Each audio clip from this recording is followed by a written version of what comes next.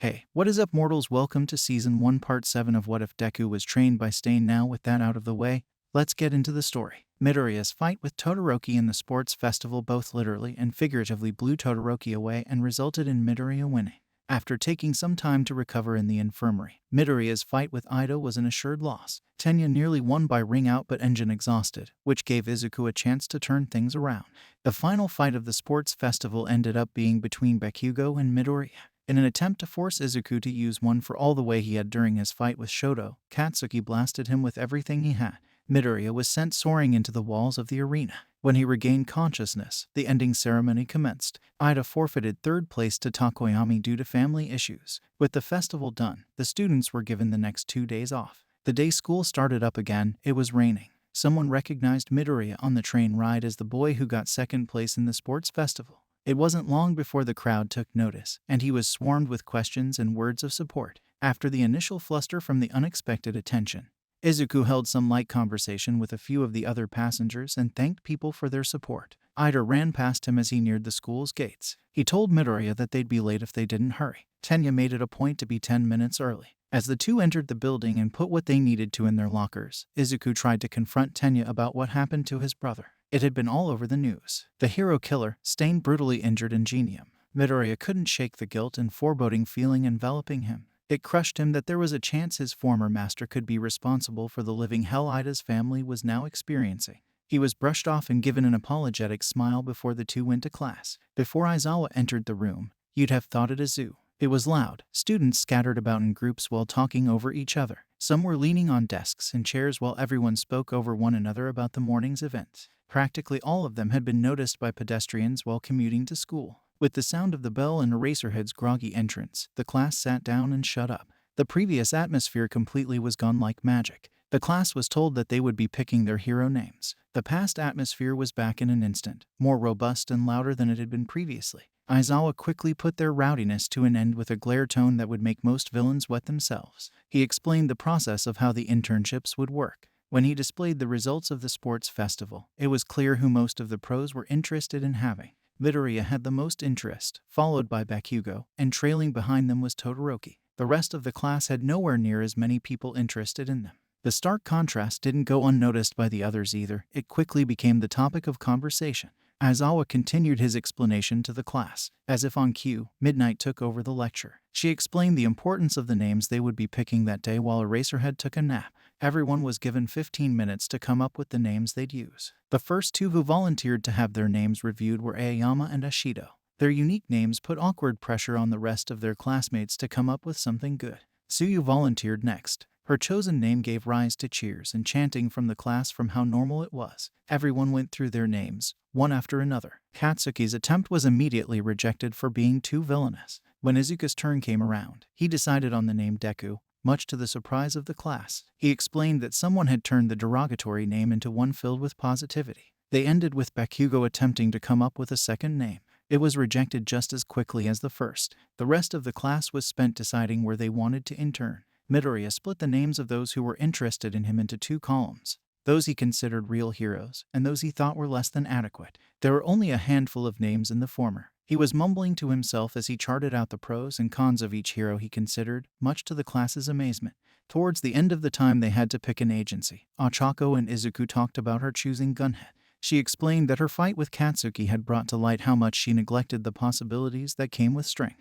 She needed the ability to fight. They talked a bit more, and after school, All Might visited the class to speak with Izuku. Immediately, he was able to see the change in All Might's demeanor. He was sweaty, trembling like he was scared. Midoriya questioned him, but he was ignored and just told to follow along. The pair walked to a secluded part of the school. All Might's legs trembled and his face struggled to keep its signature smile. He explained that Izuku had gotten drafted by another hero. Midoriya was perplexed by the reaction his predecessor was giving him based on this news. He had gotten drafted by tons of agencies. What was one more? All Might explained that this one had previously been a teacher at UA for a year and had taught him. He told Midoriya that this hero, Gran Torino, was one of the few who knew about One for All. Izuku decided then and there that he would pick this hero, but not before Toshinori inadvertently instilled the fear of 1,000 suns into him. All Might parted from Midoriya with a side note. His request for his costume had been finished. On the day their internship started, Ochako and Izuku made sure to confront Tenya about his brother. He didn't listen, giving them a forced, remorse-filled smile. He was about to walk off again when Midoriya started lecturing him.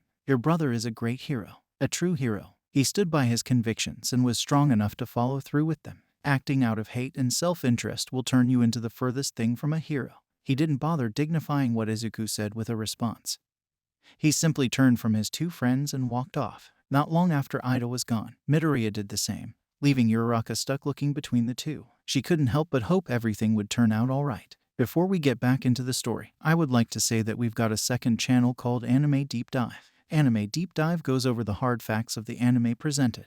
Now, in case you guys didn't know, we have a third channel called Anime Theory. Anime Theory mainly focuses on a large variety of mind-boggling anime theories. If you are interested in content like this, please go check the description below or click the eye icon in the top right corner. Now with that out of the way, let's get back into the story. After wandering for a bit, Izuku found himself in front of an old, decrepit apartment building. Everywhere he looked, there were deep cracks, chunks missing or out of place, and shattered windows. He mentally prepared himself. Whoever he was interning for had to have been a great hero. Midoriya walked into what he thought was a crime scene. A short old man in a white and yellow hero costume lay face down.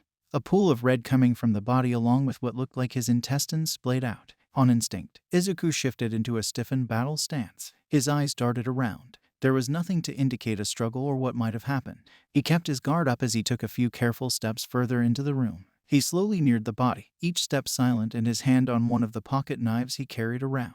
At an unexpectedly fast speed, the body twisted its head up and shouted that he was alive. The sudden movement startled Midoriya, and he jumped back, knife ready to throw. Seeing this, the man stood up and put his arms in the air as if to show there was no threat. His speech was relaxed, as if he weren't on the ground assumed dead just a moment ago. Sheesh, calm down. No sense of humor, eh? He put his hands down or started going through the discarded case that held Midoriya's costume. Fire and attack. Show me your one for all. I'd like to know to what degree you can control it.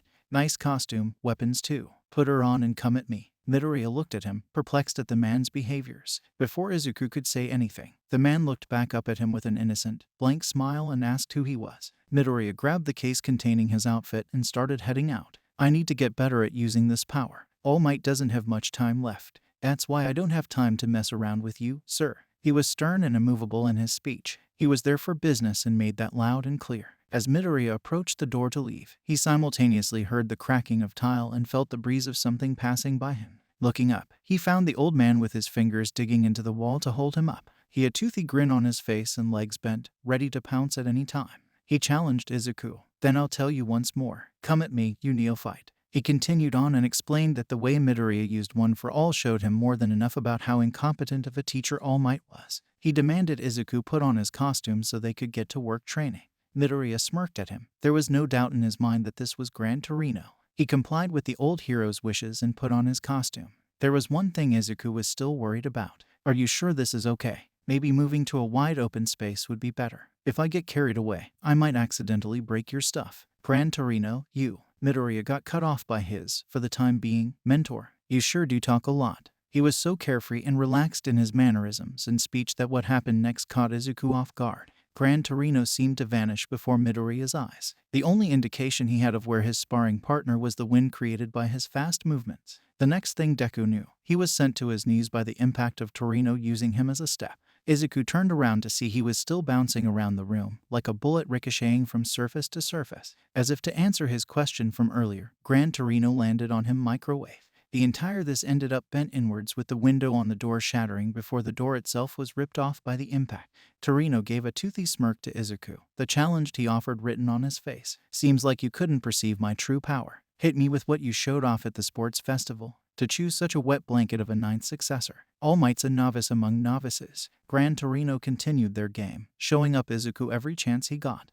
When Midoriya tried to counter Gran Torino's incoming attacks, his movements were easily dodged or countered. He was utterly outclassed. He thought to himself, it takes too long for me to switch where I'm using One for All. If I could shorten that time, I might be able to fight back. Or if I can figure out what happened during the sports festival. Midoriya's training continued into the night. Meanwhile, Stain was confronted by the League of Villains. He already had a distaste for the group from what he had heard. Despite himself, he humored them. It didn't take long for a violent dispute to break out. After they'd decided to go separate ways, Stain was sent back to Hasu to continue the work he had previously been doing. Midoriya's training received fruitless results. Thank you all for watching the video to the end. Now there are a few more things that I'd like to go over before the video ends. On behalf of We the Celestials, I'd like to thank the writer of this video and editors for this video. Their details will be in the description. If you're a voice actor, editor, or writer, or you're interested in becoming one of those, go to the Discord that is in the description of this video and hit up the head of one of those areas. We're always looking for members to join us. That's it from us for today's video. So thank you all for watching, and don't forget to hit that subscribe button if you're interested and hit that like button if you liked the video. Until next time, peace out mortals, have a fantastic day.